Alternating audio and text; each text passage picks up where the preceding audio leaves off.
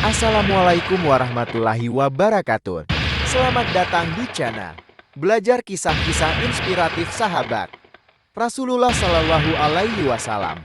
Peperangan pada zaman Khalifah Abu Bakar Asy-Syiddiq. 1.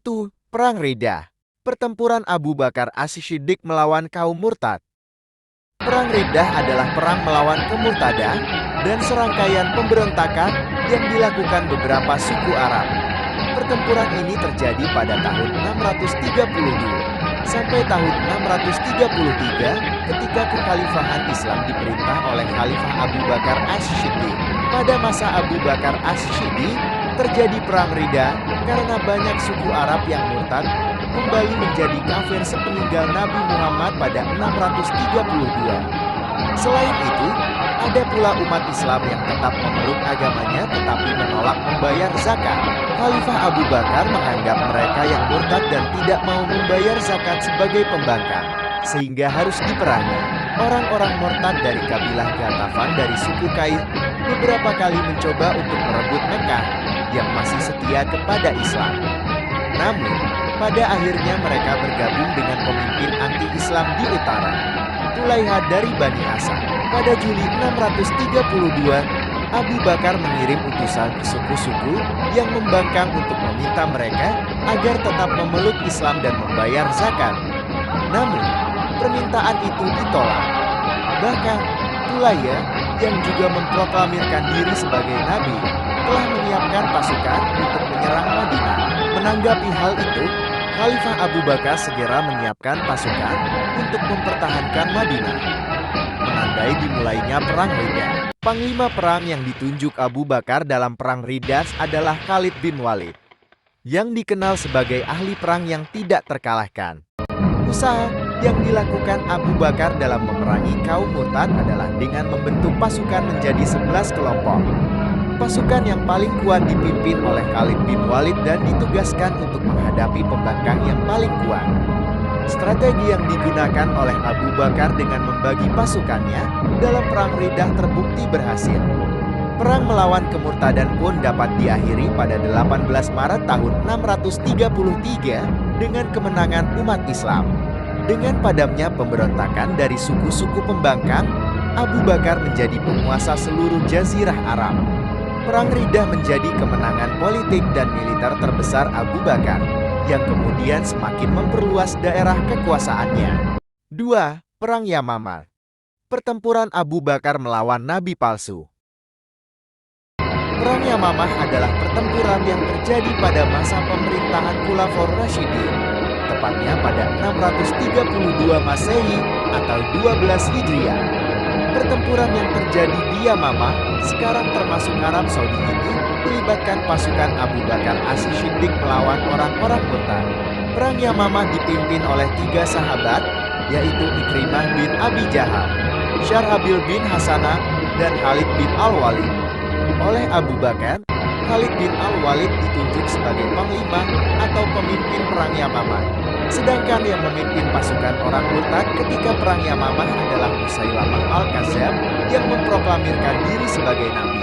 Setelah Nabi Muhammad wafat dan Abu Bakar Asy-Syiddiq diangkat menjadi khalifah, banyak orang-orang Arab yang kembali murtad dan memberontak terhadap Khulafaur Rasyidin.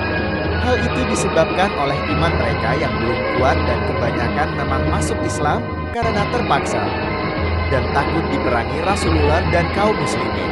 Abu Bakar kemudian memerangi orang-orang murtad di berbagai wilayah, termasuk di Yamamah, dan mengirimkan pasukan untuk memerangi Musailamah Al-Kadzdzab yang mengaku sebagai nabi. Untuk memerangi orang-orang murtad, Abu Bakar membentuk 11 korps militer, yang salah satunya dipimpin oleh Ikrimah bin Abi Jahal. Ikrimah bin Abi Jahal kemudian diperintah untuk melakukan kontak dengan pasukan Musailamah di Yamamah, tetapi tidak terlibat pertempuran sampai bantuan Syarhabil bin Hasanah datang karena kekuatannya jauh lebih sedikit. Untuk memerangi Musailamah, Abu Bakar berencana mengirim Khalid bin Al-Walid yang telah menghancurkan pemberontak di beberapa daerah.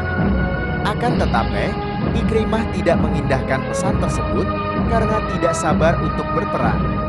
Pada Oktober 632, Ikrimah menggerakkan pasukannya ke medan perang dan berhasil dikalahkan oleh Musailamah.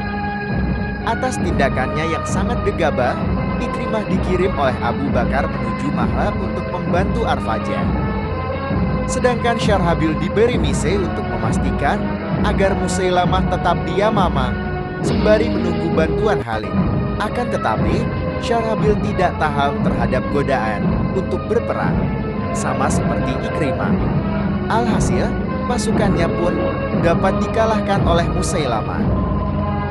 Setelah kekalahan dua sahabatnya, Khalid mendapat kabar bahwa Musailamah bersama pasukannya yang terdiri dari 40.000 prajurit berkemah di dataran Akraba. Atas perintah Khalid, kaum muslimin maju dan meluncurkan serangkaian serangan kepada pasukan Musailamah yang masih bersemangat karena kemenangan mereka sebelumnya.